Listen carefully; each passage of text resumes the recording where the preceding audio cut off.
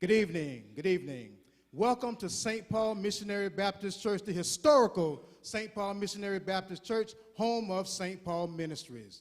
It is our wonderful, wonderful privilege and honor to bring to you tonight an All Candidates Forum.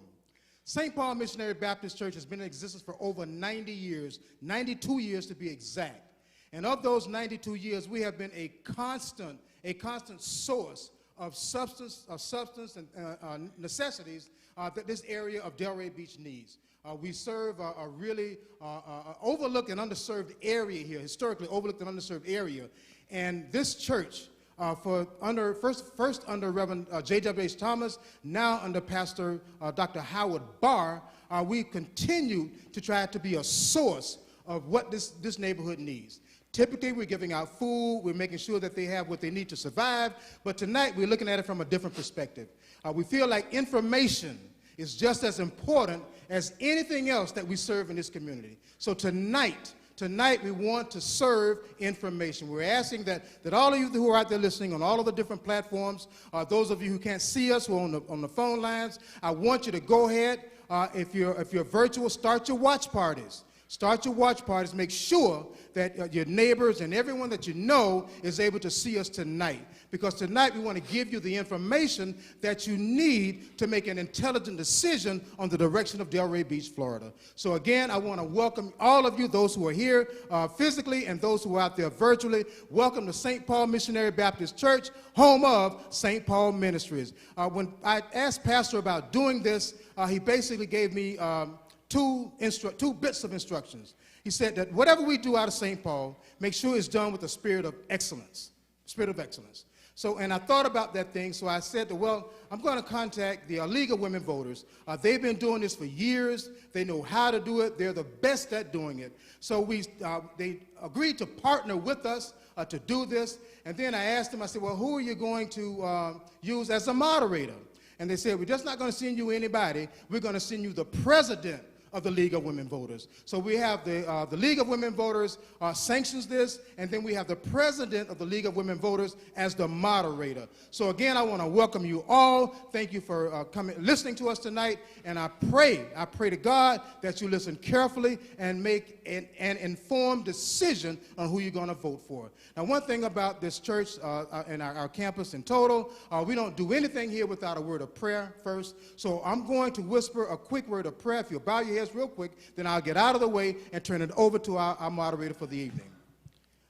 Eternal God, our Father, we first of all, God, want to thank you, Father, for this opportunity, God. We pray, God, that you will bless and sanction what we're doing tonight, God. I pray, God, that you will give every single candidate here, Father, give them he or she clarity, God. Allow them, Father, to be able, Father, to express themselves, Father, in a way that people will understand, God. And then I pray, God, for every home, Father, that's listening to my voice, Father. I pray, God, that you would give them an enlightenment, Father, of information, Father, blessing them, Father, to be able, Father, to receive this information, digest this information, and then make an informed decision, Father. Again, God, I pray, God, for every single candidate here. God, I pray, God, that you would bless them with all that they need, Father, to deliver the message, God, that they want to deliver. This in every prayer we pray in the name of Jesus, who is the Christ. Amen.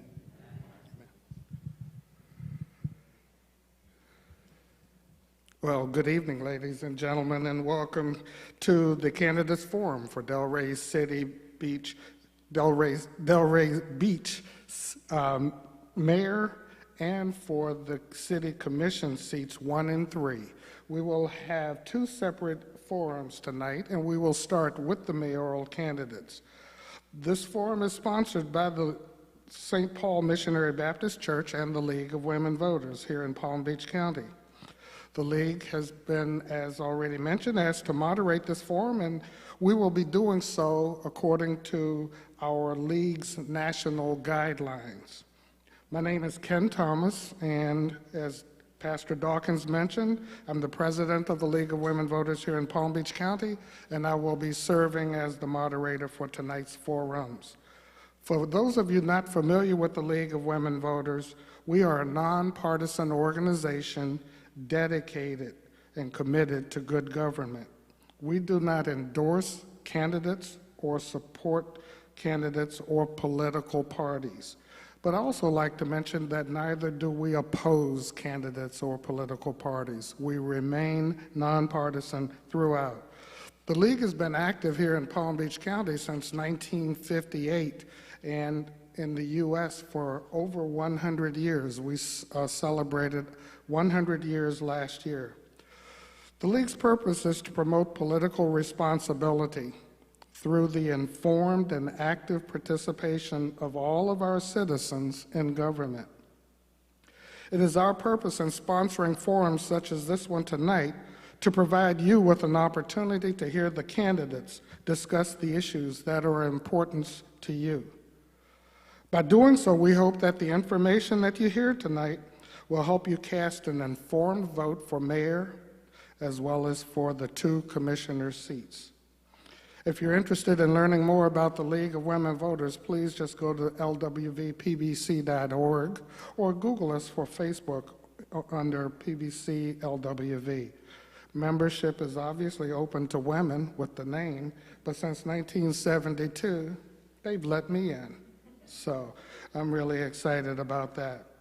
I'd like to offer a special thanks before we get started to all the volunteers who are working tonight to produce a fair and impartial forum. We have 2 wonderful timekeepers here this evening. They will be keeping track of the time and waving signs at you. They'll let you know when you have about 30 seconds remaining so that you can wind up all of your answers or comments. And finally, I'd like to offer a warm welcome to the candidates. Thank you so much for joining us this evening. It means a lot to us and to the community. So we have a few rules for the forum, and I want to get that out of the way real quick. The candidate supporters in the audience, and we are asking you to conduct yourselves appropriately. Disruptions will not be tolerated because we need to move on and be fair to all of the candidates. Persistent disruptors will be asked to leave. I ask that if you feel so inclined to please hold your applause until the end of the forum, and then we'll give you the opportunity to applaud the candidates with all the gusto that you can muster. We also ask you to please mute your phones. And if you don't know how to mute your phones, please turn them off. But we ask that of everyone so as to not spoil the experience for you and the audience as well as for the candidates. Now, online questions from the community for this forum have been submitted to the church's staff.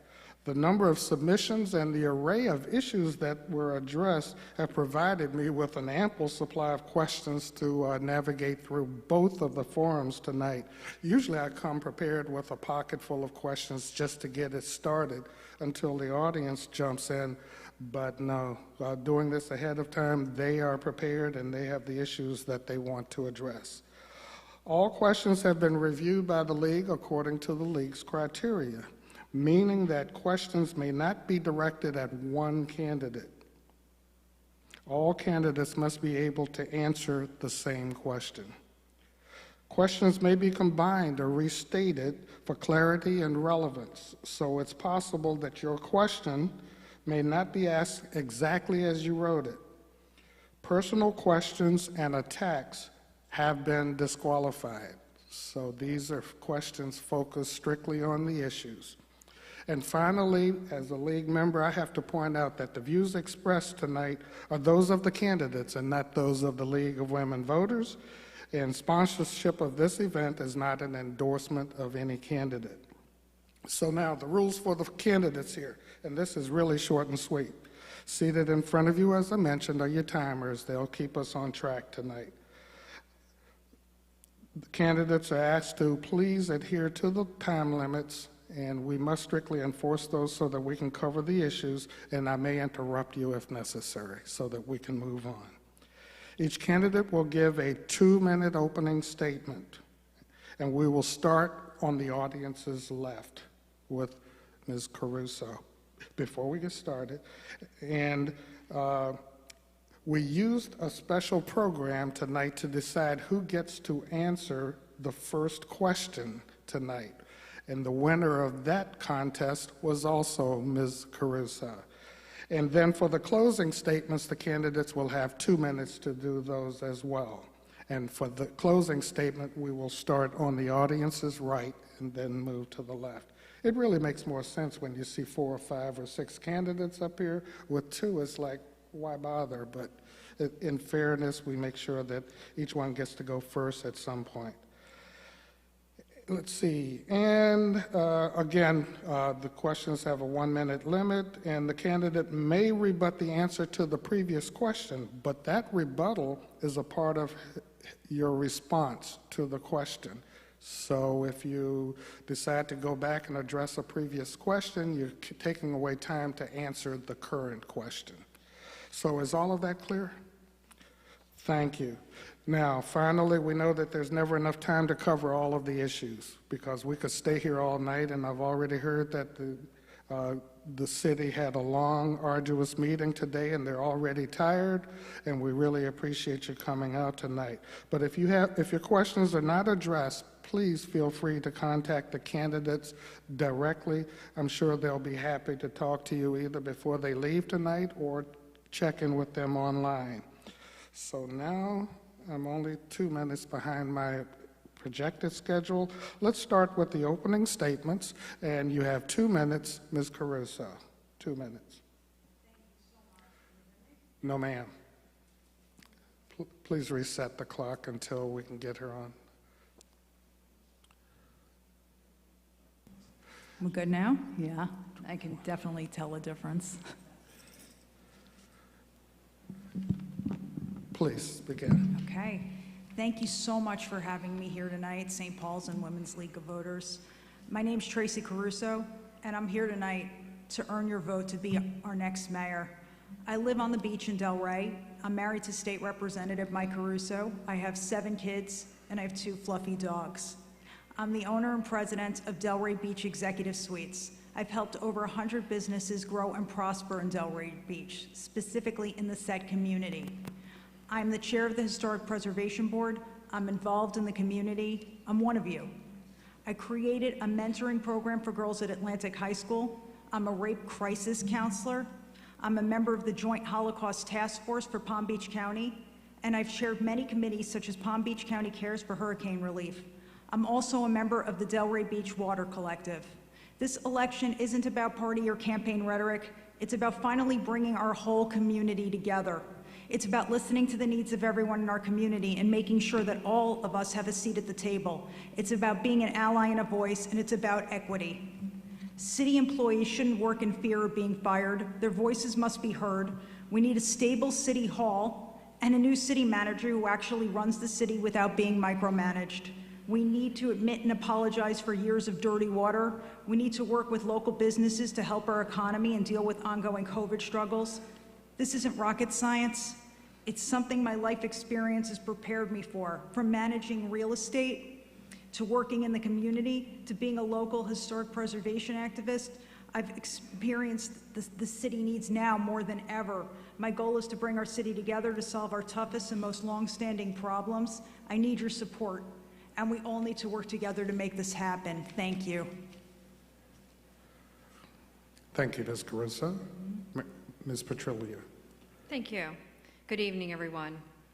Thank you very much for having us here tonight, Pastor Barr, Reverend Dawkins, the St. Paul's Missionary Baptist Church, and of course, the League of Women Voters. This is a great opportunity for us to really bring the issues to the forefront. I'm Mayor Shelley Petrolia, and I'm asking for your support in my run for re-election. I'm a native to Palm Beach County, making Delray Beach my home for the last approximately 30 years. I'm a mom of 4 boys and jointly own a business with my husband, Tony. We're in real estate. I made it my goal when I was elected to get things done, and I feel as though I was very successful at it. From bidding contracts to saving the residents' money, to working on infrastructure and handling one crisis after another. Whether it was the sober home crisis, as we all recall, or hurricanes that came and went and left us with a lot of debris on the roads, to this pandemic, Delray was always in good hands with me. I'm probably going to need your blessings tonight because I am exhausted. I've been going from 9 a.m. this morning until about 5:30 or I guess it was 4:30, 4:45 this evening, straight on with meetings. So I hope to earn your vote tonight and to continue to serve this community as I have served this community for the last 8 years. And it's not just 8 years of experience, but it's been 8 years of results. Thank you very much.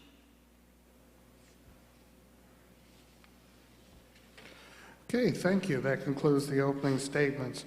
Now we'll start with the questions and answers, and that's 1 minute per question. And for that, as I mentioned earlier, Ms. Caruso won the lottery. So here's the easiest question of the evening.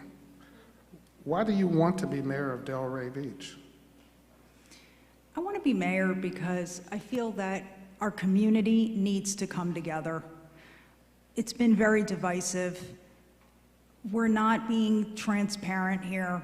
We've had water problems for years, and to say that it's okay when we know that we've been fined $3 million by the Department of Health it's ridiculous. I think that we just need transparency in our government, and it's important to have City Hall running the way it needs to be run, with stability and equity, without people living in fear of retribution. There's so much. Our community just needs to be involved. We can't keep pushing people out. We need to bring more of them in, and I believe that I'm the person who can do that. Thank you. Same question, Ms. Petrillo. Why do you want to be mayor? Well, I am mayor. That's for starters. I feel as though the reason I'm running for re-election is because I had a great start, but got kind of stopped, and that had to do with the pandemic.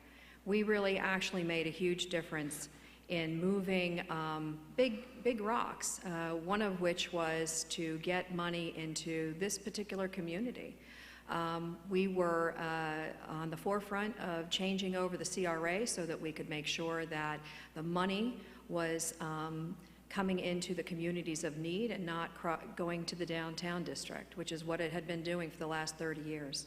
So you needed somebody strong in there to be able to say, no, we're not doing that anymore, we're bringing it here. And as everybody who's living in the neighborhood can see, it's happening. It's actually happening. So I want to continue with the good work. Thank you.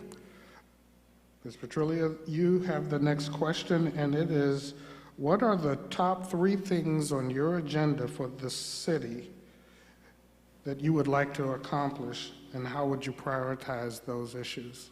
Okay, so the first thing is the COVID. We have to accomplish getting our businesses back on track and making sure that everybody gets their vaccines.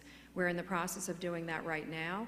We're actually a city that's ready to start handing out the vaccines, going door to door actually to people who are homebound. We have our firefighters ready to go. Our paramedics are able to do that. We're just waiting for the vaccines. We could actually be servicing this community like there's no tomorrow if we could just get the darn vaccines. The second is water. I'd like to see that we get a new water treatment plant. There is nothing wrong with our water right now. Everybody's drinking it. Nobody's getting sick. And it is tested twice a day, every day, to make sure that it's up to standard. However, our water is something that we can do better with, and I think that it's time. We have we can go ahead and start the process of getting a water treatment plant, a new water treatment plant. It's due time. And then finally, it's infrastructure. Basically, we need to make sure that our seawalls and the water, you got it. I know 1 minute really goes by quick when you're asking a lot, but Ms. Caruso, the same thing. What are the top 3 things on your agenda that you would like to accomplish, and how would you prioritize them? 1 minute. Well, this is something where I would say that we both agree that COVID and the economy are very important. I don't think that we've done enough in our community. I don't see it at all. I don't know why we're not working with people in the county or county commissioners and in our state, and we're not. I know that we're not. And I know that we can do a lot better. A city manager, extremely important. We need the best that we can get. And again, community involvement, that's what we need to really keep things going. I don't agree with Shelley Petrolia about the CRA. I think that we need to move towards an independent CRA, and we need to include as many people as possible. We need to spread the power around. We don't need to, I don't know what that is with somebody's phone, but sorry, anyway, sorry.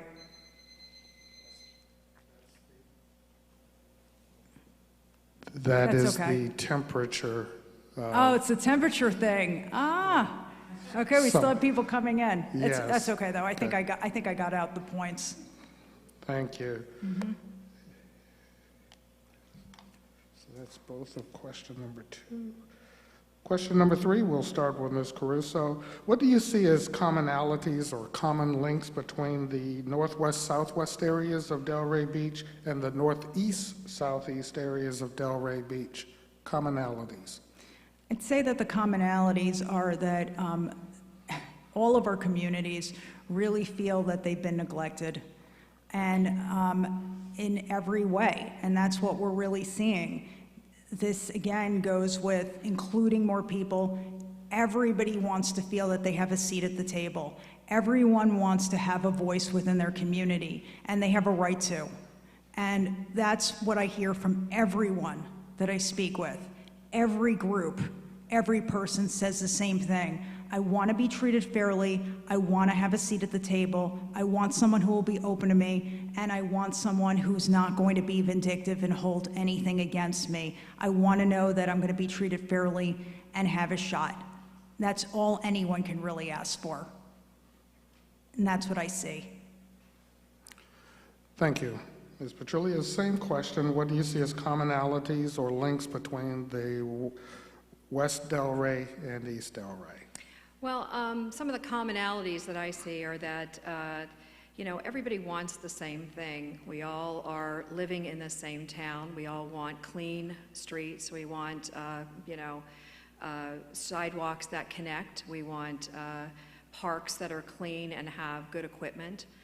These are all things that I think that are very common to everybody who's living here. I don't see it as being something that is equal, however. I see the East getting a lot more, had been getting a lot more attention, and that's something that we aimed to change, and we did. So we are starting to now work on the streets, and I'm sorry that my opponent does not see what we're doing, but we are absolutely doing a tremendous lot of work. We've got the streets, the alleyways, the sidewalks. We've got affordable housing being built in the southwest community. We have infrastructure being put in, and we also have assistance, business assistance loans that are being given out. That is loud. Okay, it does get our attention. Thank you. Thank you. For the next question, we'll start with Ms. Petrolia. And what responsibility does the mayor's office have in promoting a better standard of living for the western areas of Delray? We have an absolute responsibility for delivering a better standard of living everywhere in this town, but especially in the areas that have been neglected for decades. And that is the reason why it is changing now. It's very difficult to do this because there are people with a lot of power who are used to getting the bulk of the money, and they're not getting it any longer. So I would have to tell you that that's the biggest thing that we can be doing, is making sure that the money's heading into the northwest and the southwest. We have a $40 million project that we're going to begin in the northwest community. That's the entire community, streets and roads and the substructures. And we also have plans to be able to redo the entire Pompey Park. It's just the beginning. We're scratching the surface, but it's coming and it's happening. Thank you. And one thing I've noticed about both of you, as much as I love being the center of attention, this is really about the audience. So feel comfortable just looking at them as you talk. Don't worry about me. Ms. Caruso, same question. What responsibility does the mayor's office have in promoting a better standard of living for the western areas of Delray? I think the total responsibility is here. As much as Mayor Petrolia says that she's done so much for the community does not agree with her. And that's one of the reasons why I'm here right now. The idea that we've done enough, we have not done enough. We have so much more to go. And if you want to talk about Pompey Park and it supposedly being a big priority, I just went there and it's in very bad shape. Nothing has been done. I don't even know how we can pretend that it's okay to not prioritize it. And I happen to know that we asked for an appropriation for the state and that our mayor has done absolutely not one thing to try to get the money for Pompey Park. Nothing. Not one phone call, even though she was asked to do so. So let's just keep that in mind. It's election season and I get that, but let's not say things that just aren't true when some of us have had 8 years in office to get it done and haven't. Ms. Caruso, it seems to be very difficult to get permits to upgrade our properties in western Delray. What can you do to address this?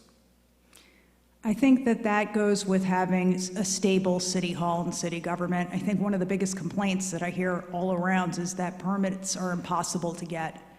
They take forever, no one can get them. It can take months just to have windows. You want to do that, you could wait 4 months for that permit. And it's because of the instability that we have in City Hall. We need a new city manager, we need stable department heads. When you go through 24 of them in the time that you're in office and 100 different employees, we can't expect things to run smoothly. I want to see things running smoothly, and the key to that is a stable City Hall with institutional knowledge.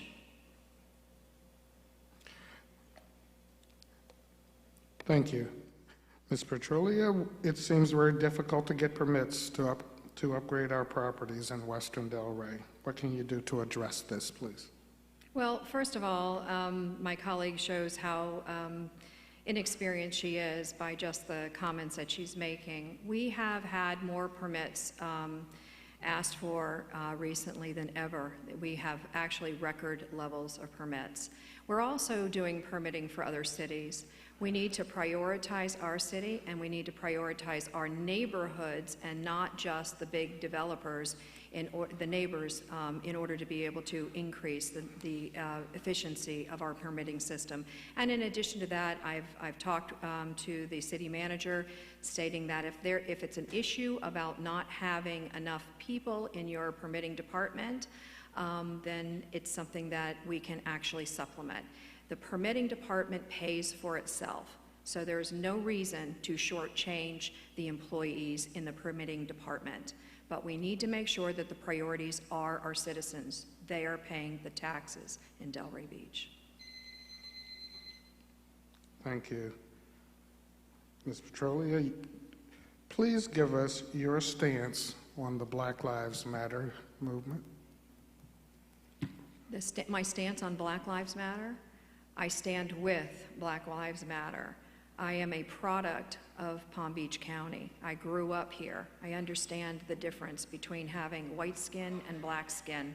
It's very, very tough for somebody coming into, I mean, just having dark skin. It makes a difference. I stand with my brothers and sisters that have dark skin. I mean, I think it's just horrendous that there is a difference. There should not be a difference. We're working currently on figuring out a way to be able to celebrate Black Lives Matter in our town as well. We've unfortunately been shortchanged by COVID, can't have a gathering, but we will be doing that in due time, absolutely. Thank you. Ms. Caruso, please give us your stance on the Black Lives Matter movement. Thank you for asking. Black Lives Matter, I stand with Black Lives Matter, and the fact is that we need to do more than just say words like this. We have to do things that actually take a stance and show that Shelley is saying this now, but when a peaceful protest was supposed to happen in Delray because of George Floyd, she's the one who said that we need this like we need a hole in the head. And that is a quote. That is a quote. You don't like it? That's a quote. And that is what was said. And it was wrong. And now we're hearing that Shelley knows from growing up here all sorts of things about what goes on in the black community. But when she spoke in the Set debate, she had no idea that black people had trouble getting loans. Now all of a sudden, she's an expert on black lives and what black people need. No one can be an expert on this, and I certainly can always learn. Thank you. Ms. Caruso, do you think that systemic racism is a problem in Delray Beach? And if so, what are you willing to commit to do in order to affect change? It's definitely a problem. You know it from coming here. I didn't grow up here, so it's one of the first things that you notice when you come to Delray and you live somewhere else. You can't believe how separated it is. It's terrible, and all you need to do is actually reach out to the communities and the people themselves, and you will know exactly what's wrong with the community and what's going on. We need more attainable housing. Forget affordable, because affordable to who? Attainable housing. We need to work on things like the SET transformation plan. Bring it back to its original forms. Acknowledge our leaders. We don't run a white person for a black seat and not allow representation for people in their community, as Shelley Petrolia has done when she ran Chris Davey against Shirley Johnson. The community has a leader like Miss Yvonne Odom, who's a big supporter and wonderful pillar to this community. You support her and appoint her. Thank you. Ms. Petrolia, do you think that systemic racism is a problem in Delray Beach? And if so, what are you willing to commit to do in order to affect change? I think systemic racism is a problem for our country. It is our original sin. What am I going to do? I have been meeting with the black business owners. I've met with black activists. I have met with black clergy in order to be able to become more educated on what I can do as mayor to affect change. My opponent is sitting up here as a person who, and she continues to say things about me that are not true. It is my job to make sure that we level the playing field for everyone. As a woman, I understand there is an imbalance even from men to women, but it's more important that we address the issue that is before us and rid ourselves of this sin that our city and our country has felt, including getting loans, which is something that was a surprise to me. It was a surprise to me, but it's something that we need to change. Thank you. Ms. Petrolia, continuing on that line, do you think diversity or cultural workshops or training are necessary for city employees? If so, how would you go about implementing them, and do you think they should be required to attend? My answer is absolutely. I don't think that a lot of people that look like me understand that racism even exists. So unless you're in a training course, sometimes you're unaware of the level of racism that actually surrounds us. When you go through a course, many times you're able to view things from a different perspective. I had that opportunity in a racial course that we took, and I took it twice. It was very, very enlightening, and it's also something that helps you to understand how others feel that you may not understand. So I believe that it's very important because it helps everybody to learn what the differences are, how to treat one another, and what is really at the basis of racism, something that our country needs to wake up and latch hold of and make a difference. Thank you. Ms. Caruso, same question. Should I read it? Yeah, please. Do you think diversity or cultural workshops or trainings are necessary for city employees? If so, how would you go about implementing them, and do you think they should be required to attend? The answer is yes. I do think that they should be required, and I think that everybody should take these courses. The fact is that I took the Racial Equity Institute course. I've taken it 3 times. I wasn't in office. Nobody required me to do this. I just wanted to. Someone in our community suggested, a friend of mine said that she thought I would be interested in doing this. And it was very enlightening, and I've gotten something new out of it each time.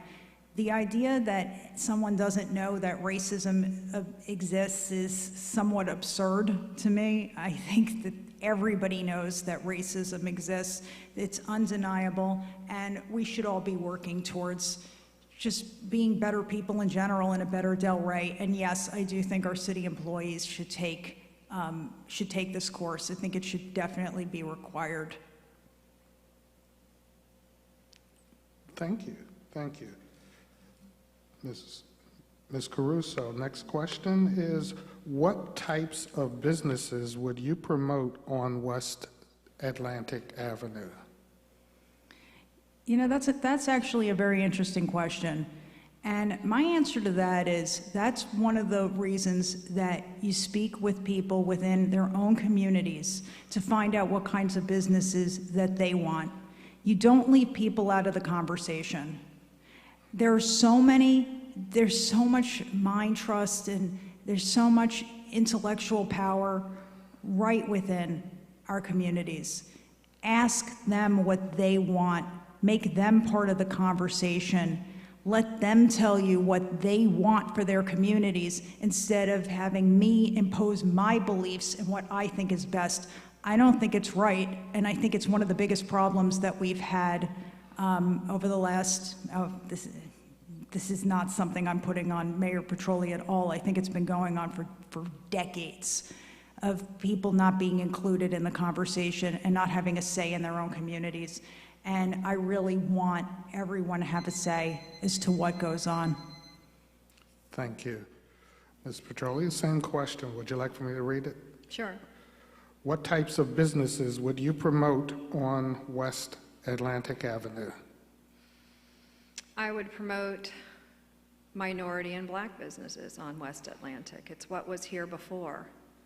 And there was a systematic taking away and clearing of land and leaving it high and dry so that black businesses couldn't have business on West Atlantic. It's pretty simple. So that's who I would promote with the type of business that I would promote on West Atlantic. It's really sad, but the truth of the matter is well before I was mayor, there was a thriving business on West Atlantic. And it was taken over, and the businesses were mowed down, and now you see all the empty lots that are where those businesses used to be. So it would be black businesses and minority businesses. That's the businesses I would promote. Thank you. And Ms. Petrolio, do you see gentrification as a threat to the western areas of Delray Beach? And if so, what would you do to prevent it?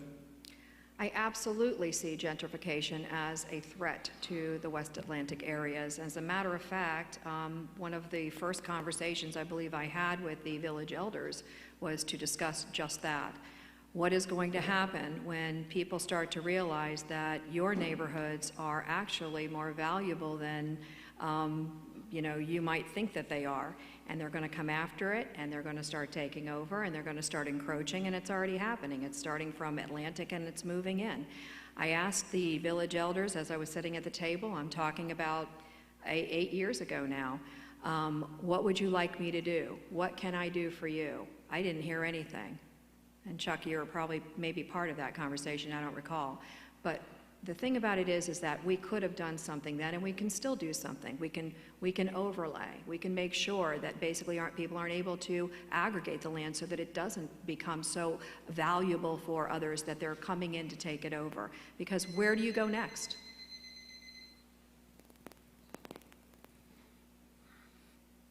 take a breath.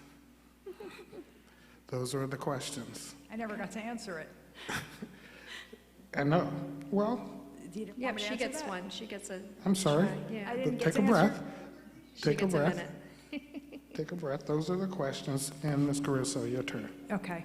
Repeat it. Do you see gentrification as a threat to the western areas of Delray Beach? And if so, what would you do to prevent it?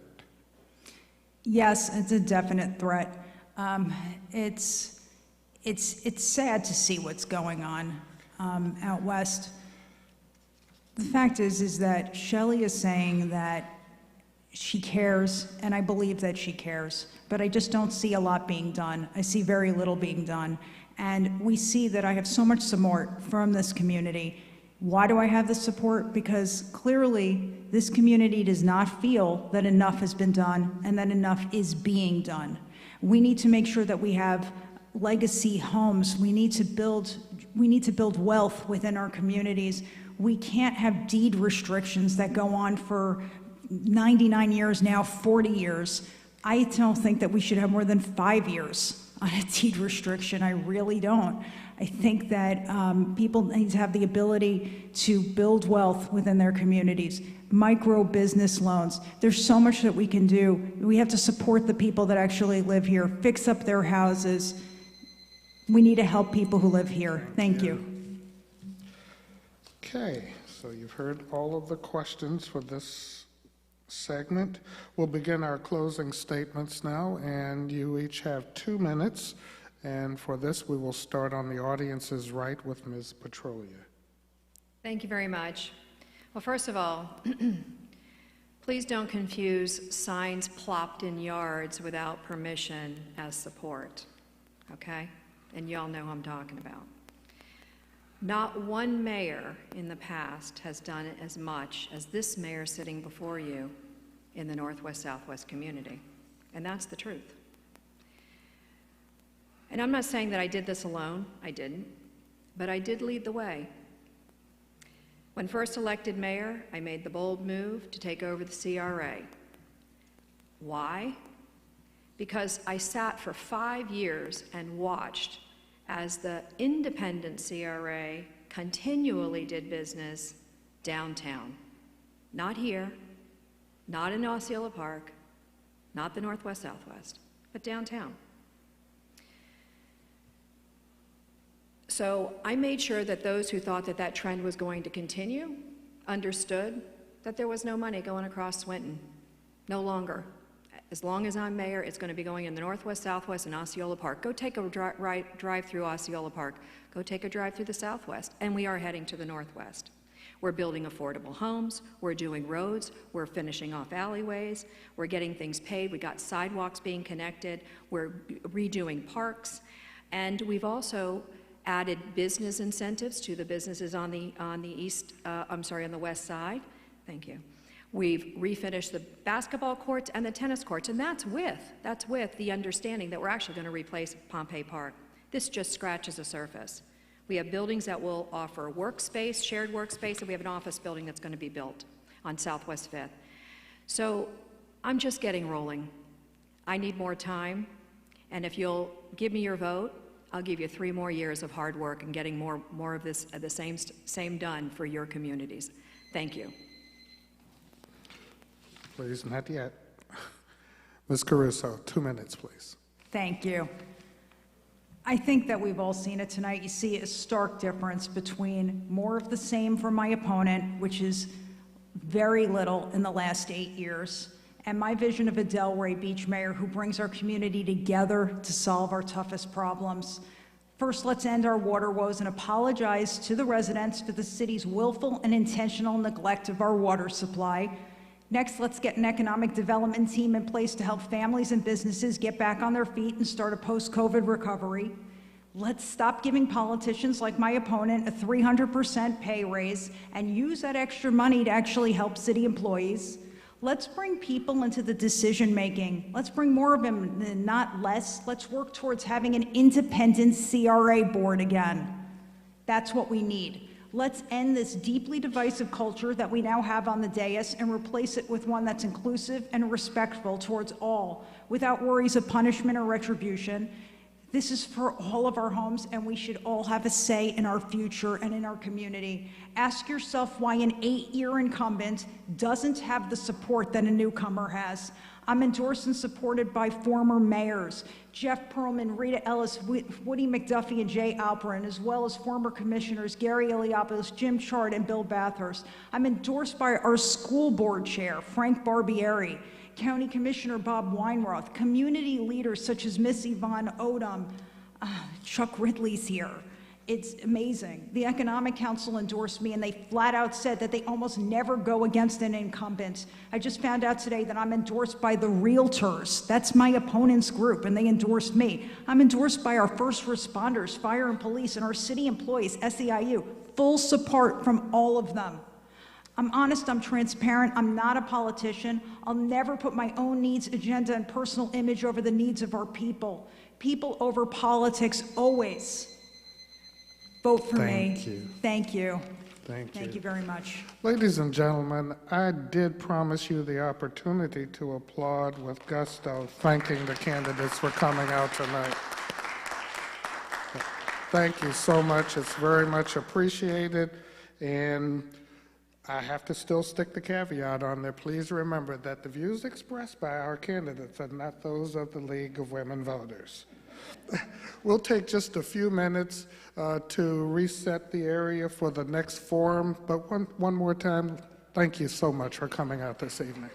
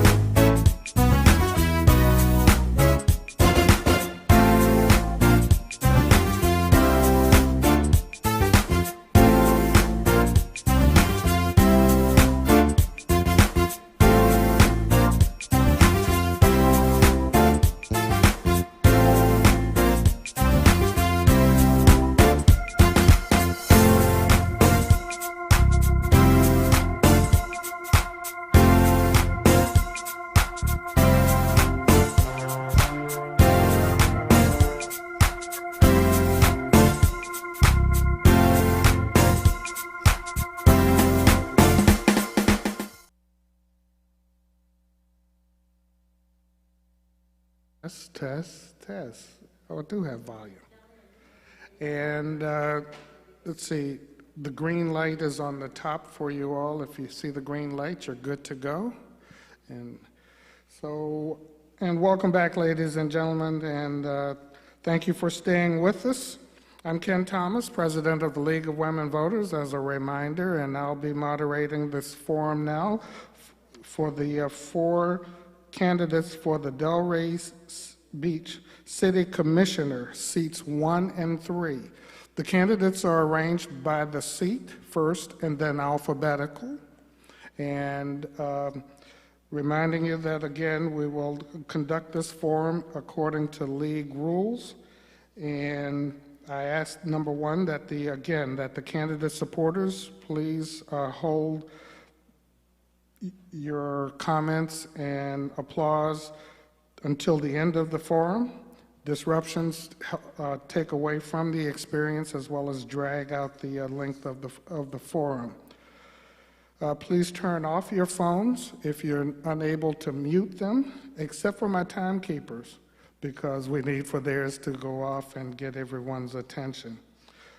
Again, the questions posed tonight were received from the community itself, and the number of questions and the array of issues are adequate for tonight's event. We will be we vetted those questions according to the league guidelines or the league criteria, meaning, once again, questions may not be directed to one candidate. They must be able to be answered by all. All candidates must answer the same question. Questions may be combined or restated for clarity and relevance. So it's possible that your question that you submitted may not be asked exactly as you wrote it. Personal questions and attacks have been disqualified. And let's see. So for the format for the forum, seated in front of you, again, are the 2 timers and the banner that they will wave to let you know when you have 30 seconds left. Each candidate will be given a 2-minute period for opening statements, and we will start on the audience's left with you, Mr. Frankel. And we used a special secret electronic device to determine who gets to answer the first question, and Mr. Katz won the lottery on that one, so he gets to answer the first question. And then all candidates have 1 minute to answer those questions, and a candidate may rebut the answer to a previous question, but that time used for the rebuttal counts against them in answering the question at the moment. After the question segment is completed, each candidate will give a 2-minute closing statement. And for that, we will start on the right with Mr. Katz. Are all of those clear? Thank you. So, starting on our left with Mr. Frankel, please offer your opening statement, and you have 2 minutes. Thank you. Good evening, thank you, Mr. Thomas. I appreciate it. Everyone with St. Paul's Church, it's very, very nice to be here this evening. And also I'd like to thank the League of Women Voters for putting on this great forum. This is only the 2nd in-person event we've had during this election cycle, and it's great to see everyone in person. I'm sick of looking at my iPad doing all of these forums. My name is Adam Frankel. I am currently seeking re-election to City Commission here in Delray Beach, seat number 1. Originally from the great state of Ohio, but I've been coming to the city of Delray Beach since 1982. I'm very familiar with what this town looked like many, many years ago. It's hard to believe it's almost 40 years ago that I started coming to this great city to visit my grandparents, Arthur and Kitty Frankel. I moved here full-time in 1998, where I started working for the Palm Beach County Public Defender's Office. Spent 3 years there, learning the ins and out of our county court system, and just really, really shaped my experience today. I've been a defense attorney here in the city of Delray Beach and Palm Beach County for over 20 years. I'm very, very excited to be running for re-election. I think we have done great work for the city as a team. I think it's always important to collaborate. I know some of the questions earlier tonight and some of the other forums are, what would you do? it's always important to work together in all our communities, whether they be east of 95, west of 95, the entire city. There's many different items that each community needs, and I definitely feel as if we need partnerships in all areas of the city. Based on the questions I heard already, I think we're going to get to many of those topics, and I look forward to addressing them with you tonight. Thank you. Mr. Patton, 2 minutes. Good evening. My name is Price Patton. I've lived in Delray Beach for 33 years. I believe in, I love this city and I love giving back. I've been involved with, on the Historic Preservation Board. Adam appointed me. I've been on the Site Plan Review and Appearance Board. Adam appointed me. But I've also been involved in a lot of community projects. And a lot of the community projects have been west of Swinton. I've been involved with trying to save the old Carver High School, the all-black Carver High School that was built in the days of separate but equal. And I fought with a woman who lives on the northwest side, Paula Rocker, and we actually, and Ryan has been very helpful too. And we have managed to at least get the school district to agree not to demolish Carver, and we're hoping we can restore it, repurpose it, and allow it to become a real shining jewel in the southwest neighborhood. I have worked for 12 years volunteering at Paul's Place after-school program, which serves Haitian American kids in an after-school setting where we provide mentoring and food and mentoring and nurturing of these students. I've seen these students go from first grade up to high school, and we established a scholarship committee, and we've seen with that scholarship committee the first 2 kids in their families have gone on to college thanks to the St. Paul's Place Scholarship Committee. Thank you very much. Thank you. Mr. Boylston. My name is Ryan Boylston. I am currently your vice mayor. I'm running for re-election, and I first want to say thank you for having me. Last time I was here, I was on the outside of the building, where we were working all together to feed our community.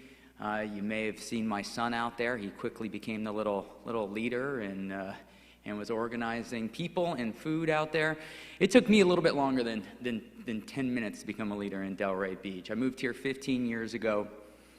I learned about how Delray Beach turned from the city I would go to, once or twice a year when I was a kid growing up in Pompano and in Boca Raton, to a city that when my wife and I graduated college, which I was the first to do in my family, that the city we wanted to move to, the city we wanted to raise our children in. And once I heard that story of the community coming together, the different neighborhoods coming together and having a vision and aspiring and then serving, right, becoming servants, I wanted to join that. So I started off with Pineapple Grove Arts District Board because that's one of the easiest boards to sit on. All you gotta do is raise your hand, you're on the board. And from there, I organically grew into this position. I am an MPA. I have no party affiliation. I've been an MPA since I was 18 years old. This wasn't something that I set out to do. I organically grew into this leadership position. If you know me, you know I'm extremely passionate about education. My wife is a teacher at Plumosa Elementary School. As a matter of fact, with Miss Barr, they are both up for the Dwyer Award this year, and I'm very proud to be her husband. And I have 3 children. My son went through 6 years at Plumosa, and my girls will actually be going through 9 years of Plumosa as it expands to a K-8 program, which I was very active in as both a parent and then as a commissioner towards the end to make sure that stayed on track. I look forward to answering all your questions tonight. Mr. Katz. Thank you. Thank you to the League for hosting this, and St. Paul's, and thank you, Pastor Barr, for having us. This is a great opportunity for the citizens to hear from us.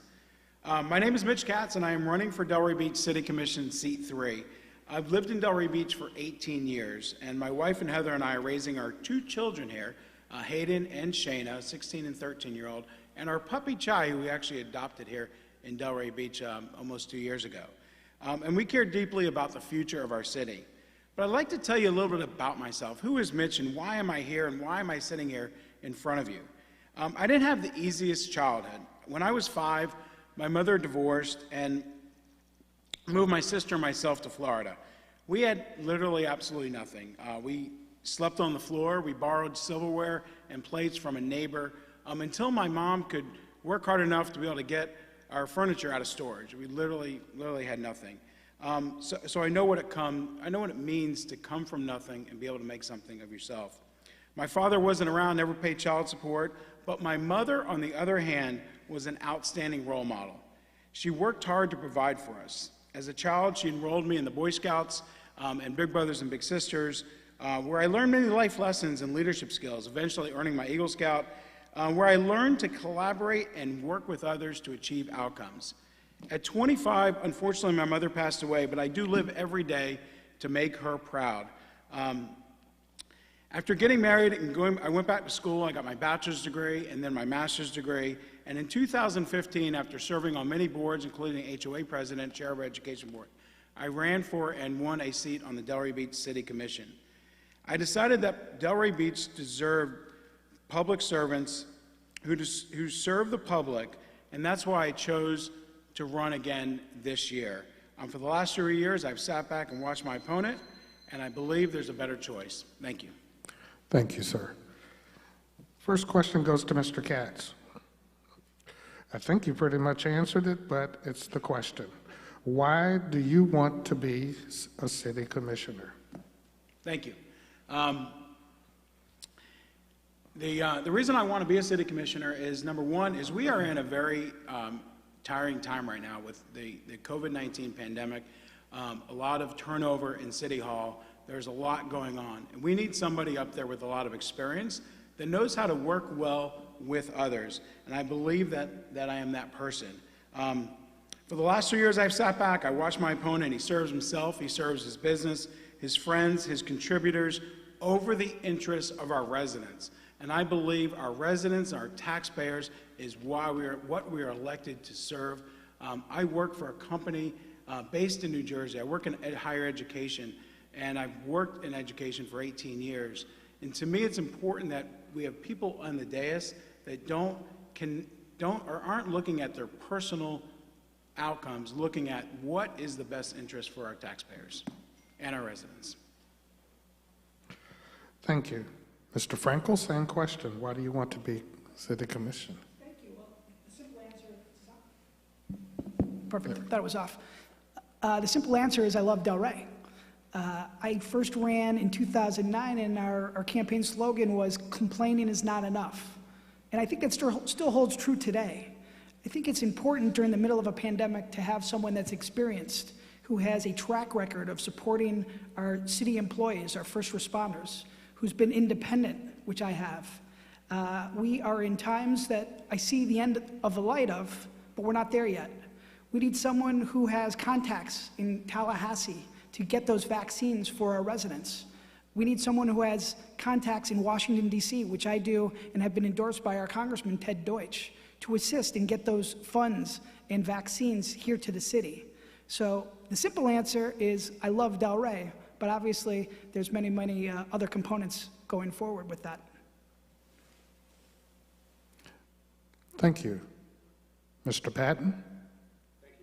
I'm running because I think I can bring a clear and a seasoned voice to the discourse in City Hall and around this city. I've been involved in historic preservation for many years. I've worked on projects with every commissioner on this dais, on the dais, ranging from moving historic 96-ton historic houses to preserving Carver, to working with to preserving the Ridley Temple Church of God in Christ, which became listed on our National Register of Historic Places. I think that like I say, I've got a fresh but a seasoned voice, and I'm willing to work hard to help us get through this pandemic. And I think that I offer a fresh alternative to my opponent. Thank you. Thank you. Mr. Boylston, same question. Thank you. Well, first of all, it hurts that my opponent continues to say that I don't sacrifice for this job. When I took this position, I had to fire a lot of clients, including ones I cared a lot about, the Delray Marketing Cooperative, the library, Old School Square. I also had to sell my share in the newspaper, with Mr. Patton knows, about that industry. I had to sacrifice a lot, and we all sacrifice, including during his 3 years. He sacrificed in that position. We take time away from our family. I take time away from my business, my 20 associates and their families, to sacrifice for this position. The reason I want to continue sacrificing is because I asked myself, when I was deciding whether or not to run again, I asked myself, who up there is going to take the torch of fighting for our education if I decide not to run again? Who's going to take the torch of fighting for the SET transformation plan that I fought 3 years to get adopted, and I shouldn't have had to fight at all to get it adopted? Who's going to actually implement it? No one. And who's going to stick up for our Haitian Caribbean community, which I've fallen in love with? Thank you. I know it's hard to cut off in the middle of a sentence, and I could never do it, but thank you for trying. Let's see, so that's all of those. So you did the first one. So Mr. Frankel, question number 2, we start with you. What do you? Let's get a chance to answer. We started with him. Gotcha. I'm yes. sorry. Pardon me, sorry. Yeah. Sorry about that. So what do you see as threats or challenges facing Delray Beach over the next 3 to 5 years? Well, the response to COVID, I would say, number one, unfortunately, we are being hamstrung by our governor through executive order on what, as a city, we can and cannot do. The balance between operating and keeping businesses afloat and keeping our residents safe has been very, very challenging. So going forward, getting people vaccinated, and building the economic recovery. One thing about Delray is we do great with nightlife and restaurants and hospitality. We need to build other businesses in our city, including on West Atlantic Avenue. As vice chair of the CRA, and with my colleagues, we are trying and making efforts to revitalize the 600, 700, 800 blocks of West Atlantic. We're having some problems. We may have to go back and start from scratch, but here's what I know. We're listening to the community, we're hearing what they want, and I think we'll get there at some point. Thank you. Mr. Patton, same question. I don't think I can disagree. I mean, we've got to pull this community back together from the ravages of COVID. I haven't been as involved as I should be. I'm in the I'm in the highly susceptible group, unfortunately, because of my age. But I would be working to restore businesses that have been hard hit or forced to close. I support the CRA's had a good loan program for small businesses. I think we can work together with the other agencies in town, the CRA, the DDA, the Chamber, and help work to restore our economy. And so that's a primary. Those are the two most important. And I think the third most important thing facing the city is how are we going to deal with the water issue and make sure that everyone is positive about the water. And I think we need to invest in in our water utility. Thank you. Thank you, sir. Mr. Boylston, same question. Well, it's a great question, especially since you mentioned 3 to 5 years. So not what just is important in our next year, but in the 3 to 5 years, and it's changing every day. Number one, it does have to do with COVID, because we're going to be feeling the ripple effect for a very long time, especially when it comes to our economic development and our small businesses. We haven't even seen the beginning of it. Remember, a lot of these businesses are hanging on by a thread because they were given financial assistance. That will no longer be there, and if our economy doesn't return, they're going to be in trouble. We have a record amount of people moving to Florida, more than ever, which means housing costs are going up. So affordable housing, you think it's a topic today? It's going to be even more of a topic moving forward. I am part of the commission that has approved the record amount of workforce and affordable housing in the history of Delray Beach over 3 years. But we have to ensure that those homes are building wealth. We got to make sure that they can be sold within 15 years and actually build wealth in the household. And lastly, the leadership. Man, I talked quick too. It's tough.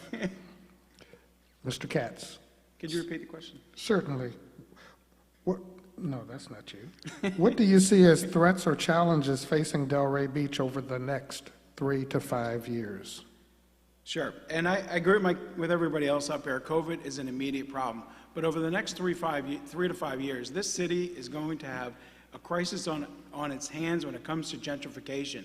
It's already starting, and because of the recession this country has been in the last few years, and because of COVID, those together are going to ease opportunity for those that want to gentrify neighborhoods, and it's going to happen. I saw it today. I learned about a project in between this neighborhood, the southwest neighborhood, and Osceola Park. 8 single-family homes that are going to go in front of the Planning and Zoning Board next week to be turned to commercial. In that same area, they're trying to get 5 stories, 52 feet height, and increased density in that area. That is gentrification. It's starting. There are families that are vulnerable, and there are people that are going to take advantage of those vulnerable families, and they're going to be pushed out of the community. We have to make sure, and this nonsense about affordable housing, they've approved affordable housing, they've approved apartments. That's an insult to people that want homes to live in. Thank you, sir. The next question, we will start with Mr. Patton. What would you do to promote a better standard of living in the western areas of Delray Beach? Well, I think that one of the key things is now that the CRA has turned its attention to the north and southwest neighborhoods, which it had pretty much neglected for 25 years. I would be on that board, and I would work hard to provide higher living standards. I think that it was mentioned earlier what the BH3 project, which, you know, it's the northwest and southwest neighborhood, it's a food desert. Residents need a grocery store, a supermarket. And I have also been, I've showed that I'm a hands-on worker. I've been hands-on working with Carver, and I think that is, you know, that these neighborhoods, now that they're finally getting attention from the CRA, the worst mistake the CRA I think ever made was building those obelisks out by I-95, because that has nothing to do for the people. But we need to, you know, and improve the infrastructure. Thank you. Mr. Boylston, same question. I just want to clarify. When you say west, are you specific? Northwest, Northwest, southwest. southwest. Just making sure. Didn't want to assume. So it's funny, my opponent just brought that up. We have approved a record amount of workforce housing. We've also built, which you've seen, and you'll see more coming soon, a record amount of affordable homes as well. And I've been pushing for even to acquire more land for affordable housing. And you've seen the mayor discuss the record amount of funds and energy that are put into the infrastructure in the Northwest, Southwest. But here's the thing. We have to ensure that we are all part of the enhancements that are happening here. It can't just be concrete. It can't just be concrete. It's got to be policies, it's got to be programs, it's got to be jobs, and it's got to be education. I am proud to sit with Dr. Deborah Robinson, who endorsed me in this race, who's our school board member, on the Delray Full Service Committee, where we are going to build a new 20,000 square foot facility, and I'm hoping my CRA board members will join me in expanding that program, leveraging the old Carver High School buildings, and even provide more opportunities for community wealth building. That is what we're missing. Sorry, get a little passionate about that. Thank you. Yes, sir. What would you do to promote a better standard of living in the northwest, southwest areas of Delray Beach? Absolutely. And this ties into what I said before, is we have to do a better job at actually doing what we're supposed to do.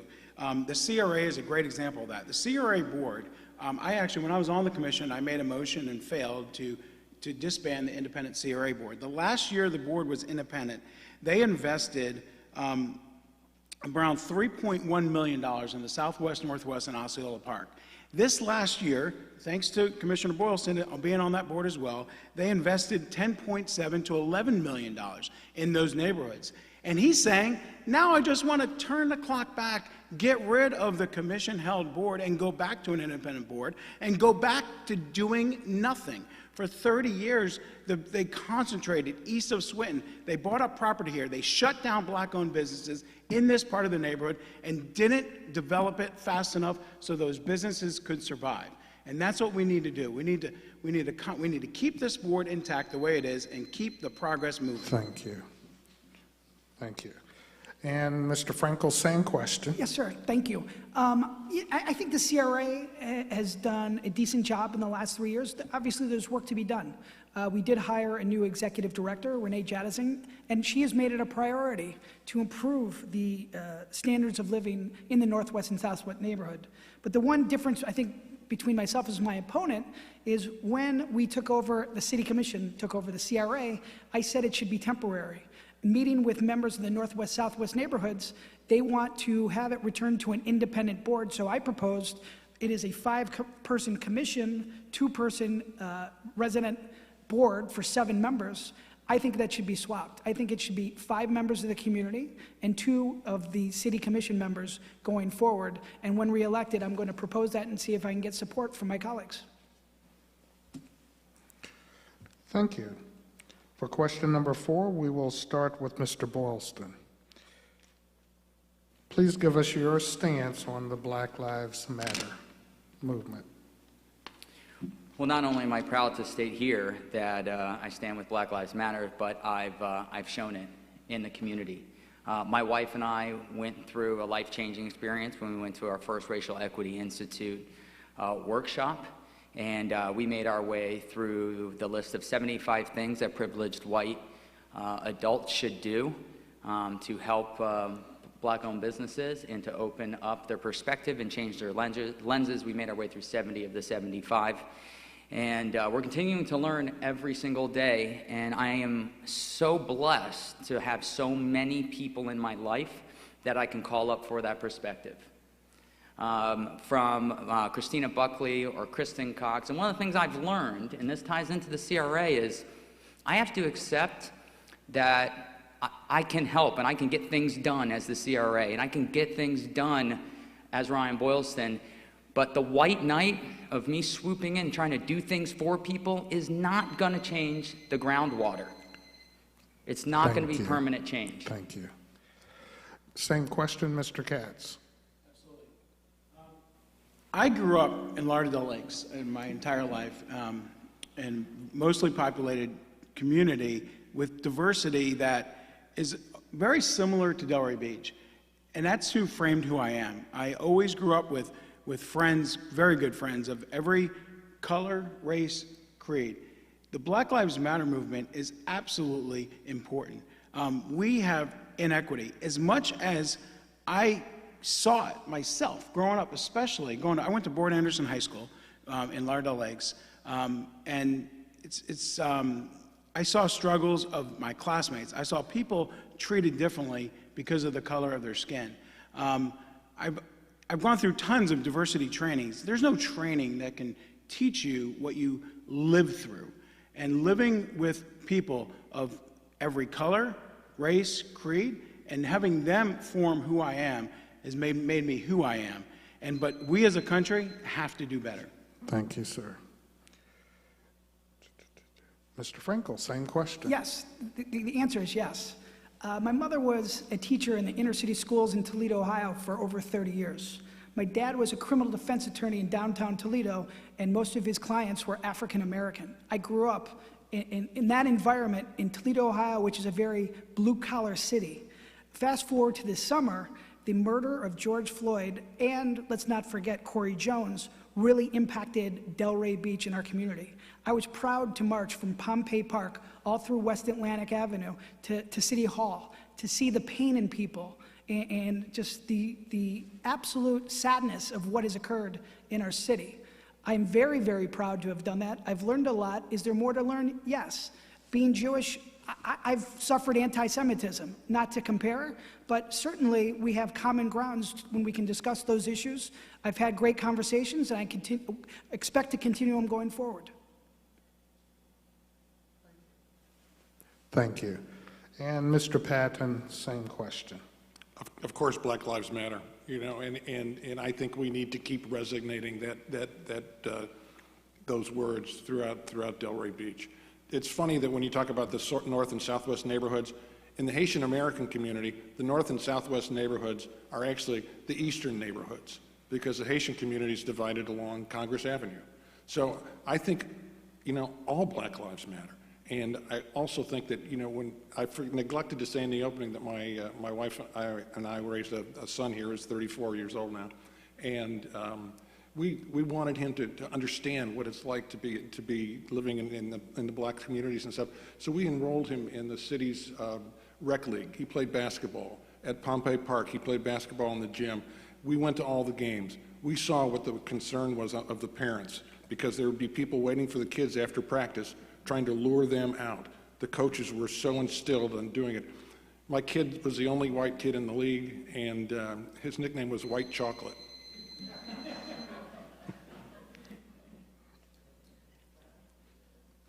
I'm trying to act like that wasn't funny, but I've got to. It was really good. The next question, we'll start with Mr. Katz. What type of businesses would you promote seeing on West Atlantic Avenue? Absolutely. I have a similar answer to the mayor answered earlier, is we need Black and colored-owned businesses that were here in the past to revitalize this area. Again, this CRA did over 30 years was buy up the land, shut down the businesses, and not redevelop so the businesses could survive. We have to let the community have input in what's going to be here. There is, this land has gone vacant for way too long, and you can't build businesses on vacant land. You need buildings, but you also need to build the people up through training, through education, through mentorship, and we need to have those programs as well to ensure that we can have let these local residents build those businesses and bring those types of businesses back that was here once before. Thank you. Mr. Frankel, same question. Yes, sir, thank you. The overwhelming answer I've heard from members of the Northwest Southwest community is a first-class grocery store. That is the main priority. It's a food desert, and that is what we've heard. I think also establishing incubators for job creation would be very, very helpful. I think we need to get away from restaurants or bars or any kind of nightlife. We need to wealth build in all areas, but particularly in the Northwest Southwest neighborhoods. One of the biggest disappointments has been, and I stated earlier, is what's been going on with the 600, 700, 800 blocks of West Atlantic Avenue. We've found that, give them notice that the developer's in default. If it was up to me, I would propose separating it from a commercial component and a housing component to get something built soon. This has been delayed too long. Thank you. Mr. Patton, same question. I think it should be Black and minority-owned businesses, and I've been talking to a lot of small business owners on both sides of Atlantic Avenue, and they are desperate. They're waiting for some restoration and new construction to come in. I think it's really important to avoid gentrification, though. The lots are vacant. The CRA owns them. Somebody might step in and buy it. I don't want to see a bunch of LL Bean stores going out Atlantic to I-95. We don't need that. We need small businesses. We need Black and minority-owned businesses to be supported and helped in the what's called the North and Southwest neighborhoods. Thank you. Thank you, sir. Mr. Boylston, same question. Yeah, I don't know what LL Bean is, but I do agree with what you're saying, is that we need to go beyond just Black-owned businesses. We need to make sure that there's wealth building there, that there's property ownership there. Over the last 3 years, we have increased the grant programs, I think, by over 200% to help these businesses. And I'm proud to be endorsed, to be supported by many of these business owners. But it is the key to protect the neighborhood against gentrification, because here's the thing. The value of your home is going to go up because we are investing in the community. And if you're living in that home and your job is right down the street, maybe, and I hope for the city of Delray Beach, you have a quality job, and maybe the wife or the mother in the house was able to open up a business right down the street because we gave her a grant. She walks to work every day, and the kids go to school and have choices of different programs in different schools. Well, when the value of her home goes up, you might not cash in because your entire life is right here in Delray Beach. Thank you, sir. For this question, we'll start with Mr. Frankel. So everyone's been zeroing in on this. Let's just go and tackle it right now. Do you have any ideas how the city of Delray Beach can continue to be developed without the displacement of those in the northwest, southwest areas of Delray Beach? Well, that's been the challenge, right? That's been the overwhelming concern with residents of the northwest, southwest neighborhoods. What we have found, at least me personally, is residents do not want to be displaced. They want to be partners. They want to be community partners going forward. It is a difficult issue. The one thing I believe the city has done well with is bringing some nonprofits to the table. I think of EJS and the amazing job they're doing with local youth in the community. I think we need more partnerships like that. I know we talked about job creation, wealth building. We need to continue on those fronts. So one thing we've included, if there's been some new construction, not only in the northwest, southwest neighborhoods, but also throughout the city, is community benefits. I recall one project where we had a speed dating for work. And it wasn't just for a job, it was for a career, where members of this community were matched up with those getting jobs for the rest of their lives. Trying to sneak that last little bit in there, aren't you? Thank you, sir. Mr. Patton, same question. I don't disagree with anybody. I've been working with Paula Rocker, who's a Northwest 8th Avenue resident for 5 years on Carver. She's taught me a lot. She grew up in Delray Beach, like my wife does. She wants to live in Delray Beach. She wants to stay in her neighborhood. I think we need to try and keep people in their neighborhoods, and we need to provide them safe neighborhoods. We need to provide safe, well-lit neighborhoods, and we need to provide jobs. If we're doing all this building along there, there should be some minority work involvement there, so they can have a decent wage and stay in their homes where they are. Thank you. Thank you, sir. Mr. Ballston, same question. Let's take this a step further, right? We've all heard about the fish, the lake, and the groundwater, correct? So we're doing a great job right now as far as providing affordable rent. And now we're bringing online, which would be serving the fish, right? And then we're bringing online affordable housing, and in my opinion, we need to push for more affordable housing that can build family wealth. And that's kind of changing the lake, right? Changing the environment. But where we really haven't dug down into is changing the groundwater. Why does this community even need the affordable housing? We got to dig deeper. What are the policies? What are the systemic problems that we need to address? And that's what this position does. These are the conversations we need to have, and that's why I push so hard for the SET transformation plan, because it looks it right in the face and says, let's talk about it, let's change it. And that's why sitting on Dr. Deborah Robinson's committee is so important, because we need quality jobs. We got to come at it from both angles. We got to come at it from an angle of infrastructure and people, education, and jobs. As long as you didn't take a breath, that works. Thank you. Mr. Katz, same question. Absolutely. I've talked a lot this evening about gentrification, because I've seen it with my own eyes in other communities, and it's going to happen here unless we do something to help it. And Mr. Wilson is correct. It is systemic. We have to start at the beginning. There's a saying I say often, that's why I've been so involved in education, is poverty begets poverty. There's only one way out of poverty, and that's through education. We have to do more to invest in our children from birth. When I was chair of the Education Board, we submitted, and we won while I was on the commission, the All-America City Award. That was all based on our third grade reading campaign. What we did with that campaign was, when we originally won it, it was based on children that started in preschool ages. We took that program and moved it from birth. that is just a start. And that's one thing I'm very disappointed in the last couple of years is we really have taken our eye off of that. We have to put more focus and financial investment into these children, but not wait. We must start at birth. And I could talk for the next hour on this subject, but I won't. Thank you. The next question, we will start with Mr. Patton. Do you think that systemic racism is a problem in Delray Beach? And if so, what are you willing to commit to do in order to affect change?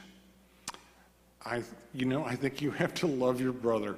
I've learned a lot with working with, like I said, with Paula Rocker. She lives in a different part of Delray Beach than I do. One time Paula and I went into City Hall, and they had just been that shooting in a municipality in New Jersey or somewhere, and they instituted a sign-in program. I didn't have any problem with it. Paula didn't want to sign in. She had spent much of her life, people wondering, why is she doing here? What is Paula doing here? We need to eliminate that. We need to let people go and do and live wherever they want. And I think we need to work constantly at it. Thank you. Thank you, sir. Mr. Ballston, same question. Absolutely, we do. And here's what's concerning to me. We're having some wins, and people are waking up and educating themselves, and we have our Racial Equity Institute workshops, and we're using the term woke. But there was an entire generation that thought they got a lot done too. And just because everyone started using the same water fountain, or that our schools came together, and they didn't keep going. And so I want to make sure the momentum we have right now, the social momentum, the attention of our residents, they are yearning for this, and that's why I've been pushing for our city to fund REI workshops for all of our city employees, starting with our police and our fire, and then our CRA to fund REI workshops for our community members. And this is going to be a top priority for me as we move forward, because we have to take advantage of this. We live in a beautiful city, and we're ahead on some of these conversations, but man, do we got a long way to go, and it's got to come from the top down. That's a persistent ring, too, isn't it? Thank you. Thank you. Mr. Katz, same question. Absolutely. We have to take systemic racism head on. It is a problem not just in this town, it's a problem in this country. And we have to have more conversations with each other and be willing to be honest. There was a leader in the community that posted some really awful anti-Semitic posts a few years ago. And after I was off the commission, I asked to meet with him, and we met. And I tried having a conversation with him so we can both understand where we're coming from. It's very important that we talk. This past year, most people that didn't think there was some systematic racism, I think, are finally waking up to it. But it's been going on a long time. It's been going on since this country was founded. And we have to, right now is the prime opportunity to take that conversation, bring people together, and start having those conversations with each other, because it's happening, and we have to shine a light on it, because that's the only way it can be fixed. Thank you, sir. Mr. Frankel, same question. Sure. I mean, obviously the answer is yes, but to answer your question, I wanted to go into a little different conversation with two things that I fought for during my time as a city commissioner. One, I was one of two voices to stand up for our only African-American city manager, Louis Chapman. And it was very controversial, and I still get a lot of grief this day, but I'm proud that I did it. The second thing, less controversial, is I advocated and I pushed for the hiring of Chief Javaro Sims as our police chief. He is doing an amazing job in our community. The community policing, getting out in the neighborhoods, he is beloved. And it was one of the best hires I think we did as a city commission. So the answer is yes. However, the conversations we are having after the murder of George Floyd and Corey Jones and so many others, I think it's improving things, but we need to get, more things need to be done, obviously. Thank you. For the next question and final question, we'll start with Mr. Ballston. And this phrase has come up quite often during this conversation, but let's tackle it directly. Do you see affordable housing as a threat to our community? And if so, what would you do? Well, that's the best question of the night. So I do in a way, and I'll tell you why. Because I was sitting on the CRA and approving workforce and affordable housing, and you're seeing the construction here. I just got a notification today, ribbon cutting for Corey Jones Island. I'm very proud of that. My colleagues have not joined me in fighting for, one, more land to build more homes. Our CRA is running out of land, and if you don't have land, you can't build homes. And the type of affordable housing we're doing does not build wealth.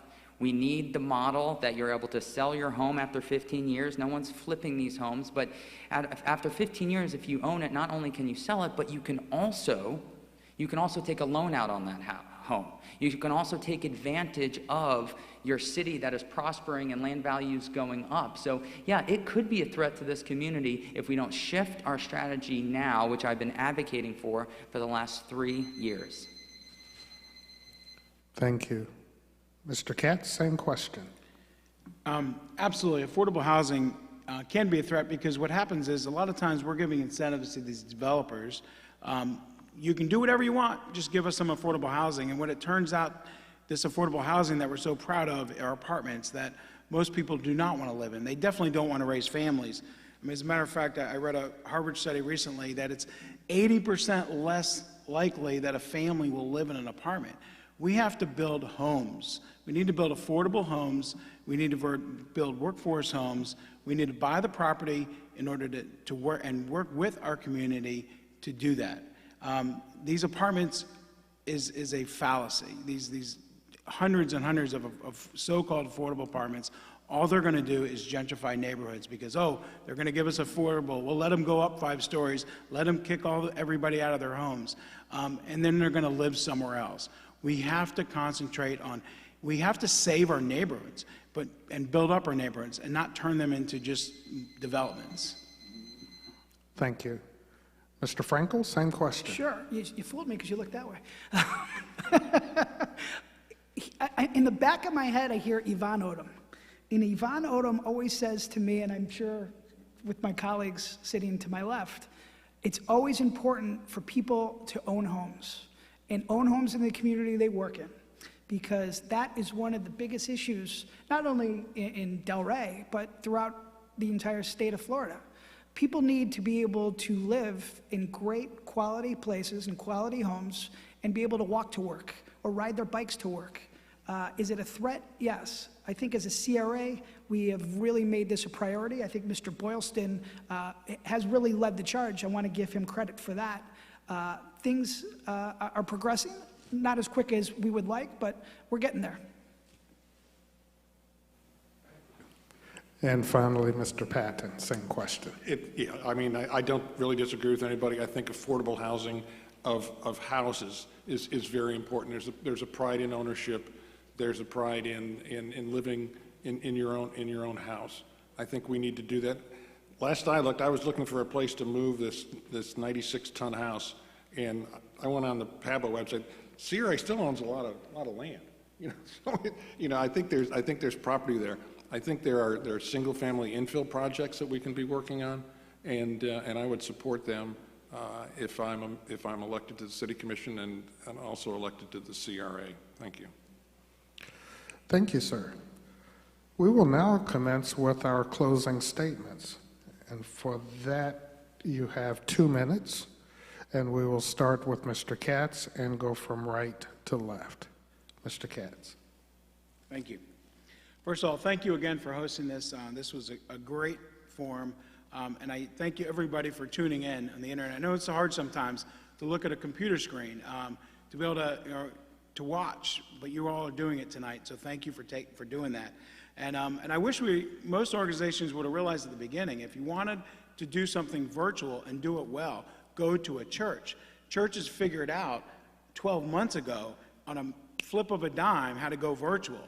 Yet we're trying to create it, right? So great job that this was such a great venue because you prepared and figured out this virtual world before most even businesses were able to figure it out.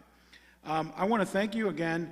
When speaking of housing and opportunity, I've been carrying this around with me. This is one page from a very thick book, but our comprehensive plan that was just passed.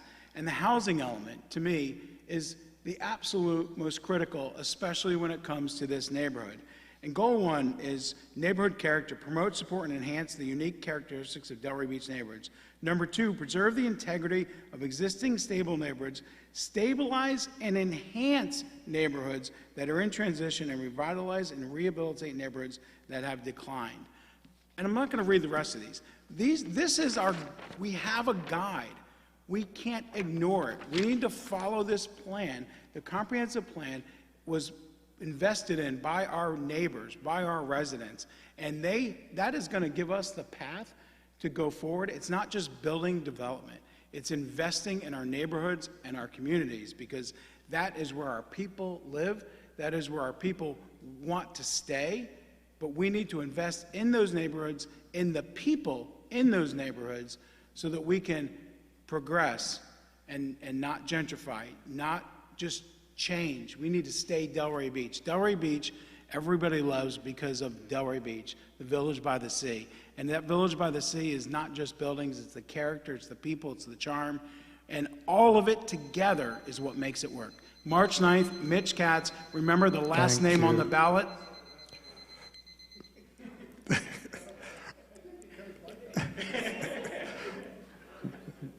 You found out the secret.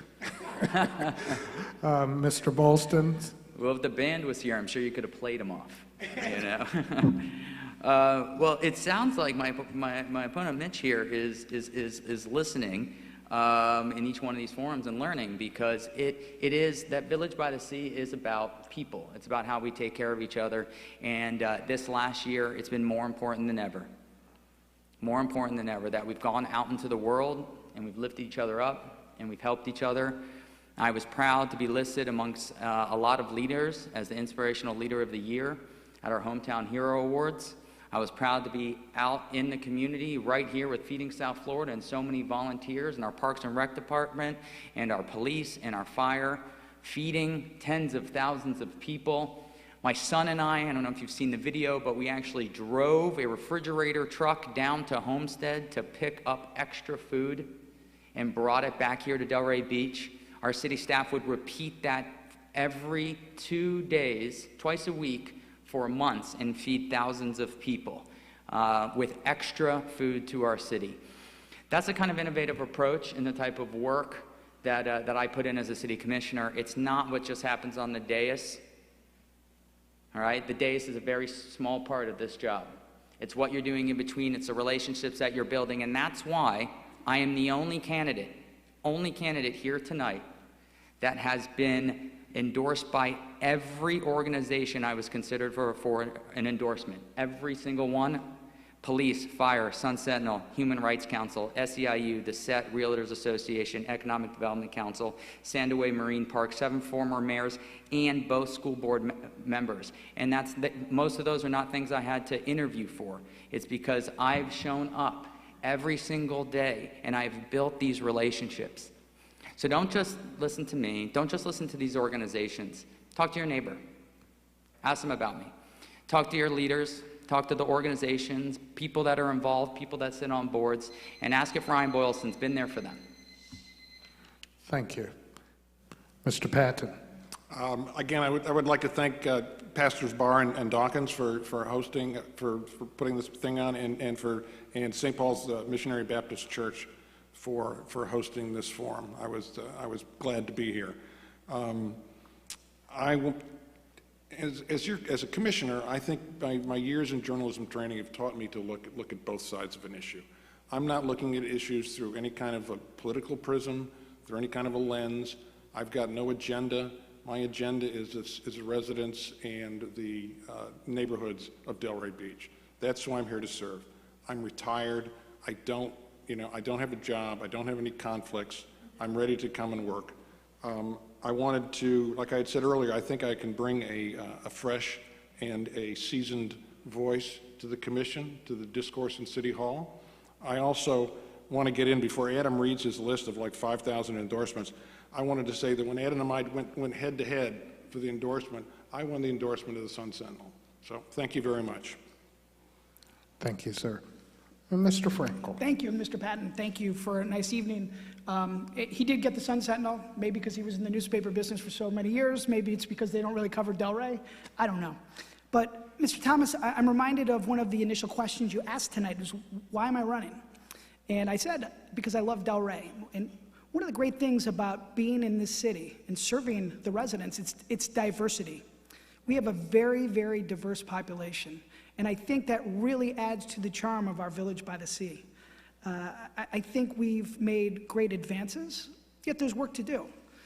During this time of COVID and so many economic uncertainties, I would submit that there are 3 qualities I have that serve this position that would qualify me more than my opponent, respectfully.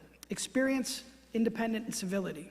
And yes, I think that's why the Set Neighborhood Alliance has endorsed my campaign, because we've had conversations. They've expressed what they do need in this area, the Northwest, Southwest neighborhoods. And I've also been endorsed by the SEIU, the union employees that make up the Northwest, Southwest neighborhoods, because they know that I treat them with respect. I have a long track record of doing so. I've also been endorsed by our firefighters, our police, our first responders, because I've worked with them for several years in making Delray a safer place. The Economic Council, the Democratic Club of Delray and Boca Raton, as well as the realtors today. I'm very proud of that. But going forward, as I said earlier, my view is COVID is the biggest issue.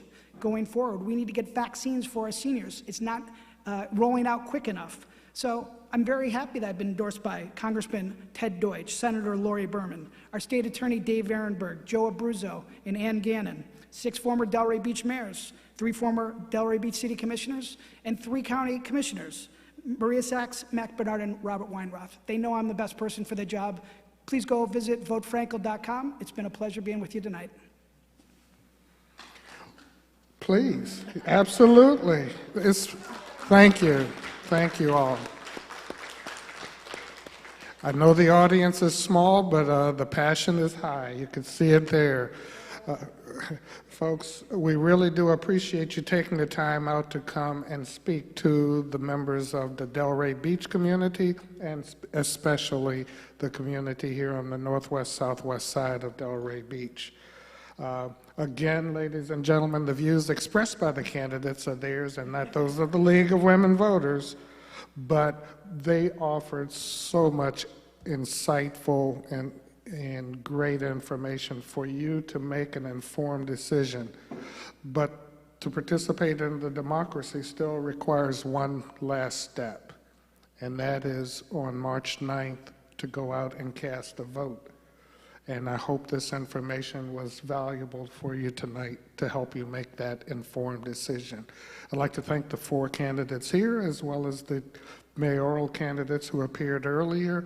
I'd like to acknowledge the work of the media crew back there. You guys really looked good up on TV. You didn't see yourselves up there, but you looked good, and you can't top. I mean, these are just great timekeepers here. You can't beat that.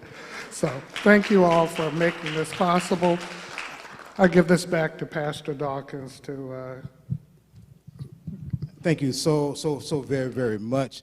As I said earlier, we've been here at St. Paul Missionary Baptist Church have been trying to make sure that those individuals that are, God has placed in our hearts to serve, we're able to do that.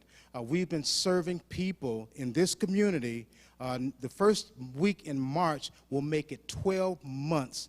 Every single week, we've been in this neighborhood serving people food. We've been doing that consistently for March 1st will be for 12 consecutive months. So tonight we wanted to serve them information, and we were able to do that. And I just want to thank everybody. But I also want to thank Mr. Thomas, Mr. Ken Thomas.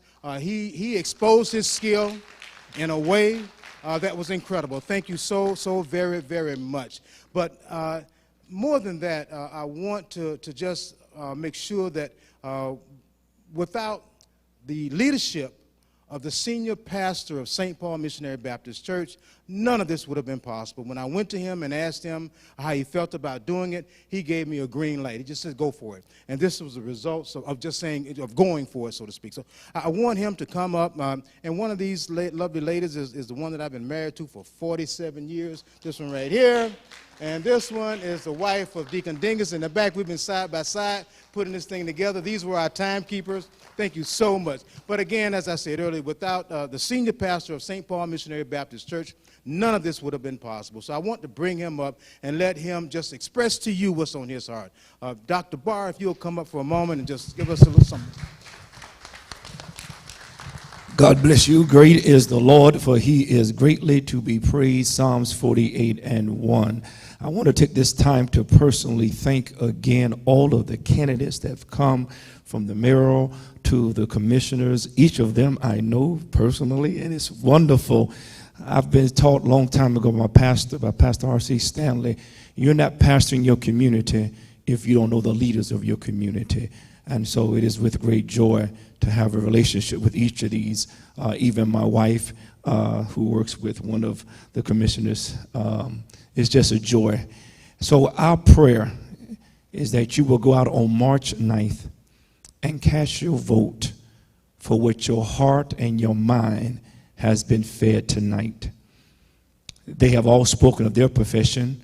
My profession is the holy canon scriptures of the absoluteness of God. And Proverbs 4:7 says, wisdom is the principal thing, but with all thy getting, get understanding. It is my honor tonight to serve as senior pastor with such an awesome executive pastor in the personality of Reverend Joseph Dawkins Jr. I thank him for bringing to our community wisdom and knowledge. And now I'm asking you to do me a favor and go out on March 9th, cast your vote with the knowledge and wisdom that has been provided to you tonight. Thank you again to our moderator. Thank you again to our moderator. He stated tonight that he is a male figure in a majority female organization, and so now he knows how pastors feel. Thank you so very much. I pray tonight that this information has helped you and it has informed you to make a wise decision. Do me a favor. Go out March 9th. Cast your vote as the Lord leads you. Thank you again to each of you for joining us tonight. I give you back in the hands of our presenter, amen, and my friend, the executive pastor, Joseph Dawkins. God bless you. On behalf of First Lady Barr and I, it was an honor and a privilege to serve you tonight as senior leaders. God bless you.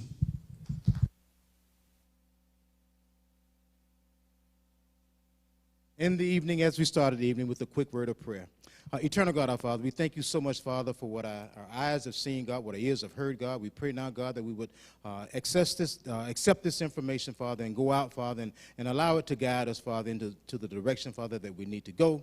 We ask, God, that blessings upon every home, Father, that's represented here, God. We pray, God, that you would bring peace to every single home, God, making those homes homes of prayer and homes of peace. This in every prayer we pray in the name of Jesus, who is the Christ. Amen.